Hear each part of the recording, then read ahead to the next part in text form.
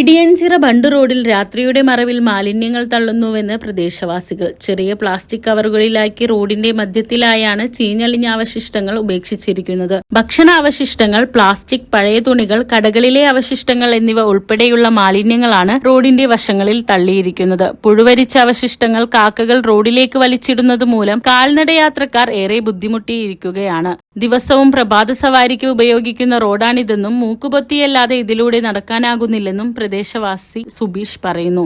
ഞങ്ങൾ എന്നും ഇതേലെ പ്രഭാത സവാരി നടത്തുന്ന ആൾക്കാരാണ്. പക്ഷേ ഞങ്ങൾക്കിപ്പോൾ മൂക്ക് പൊത്താടെ ഇതേ നടക്കാൻ പറ്റാത്ത അവസ്ഥയാണ് ഇപ്പോൾ. എന്ന് പറഞ്ഞാലുള്ള വേസ്റ്റ്, വീട്ടിലെ വേസ്റ്റ് ആയാലും ഓരോ കടകളത്തെ വേസ്റ്റ് ആയാലും ഈ റോട്ടിൽ കൂടെ തള്ളുകയാണ്.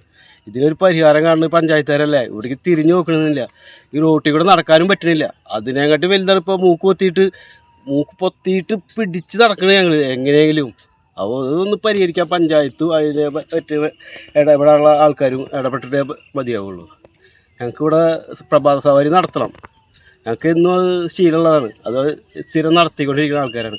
നടത്താൻ പറ്റുന്നില്ല ഈ റൂട്ടിൽ കൂടെ. അതിനൊരു പരിഹാരം കണ്ടേ പറ്റൂ.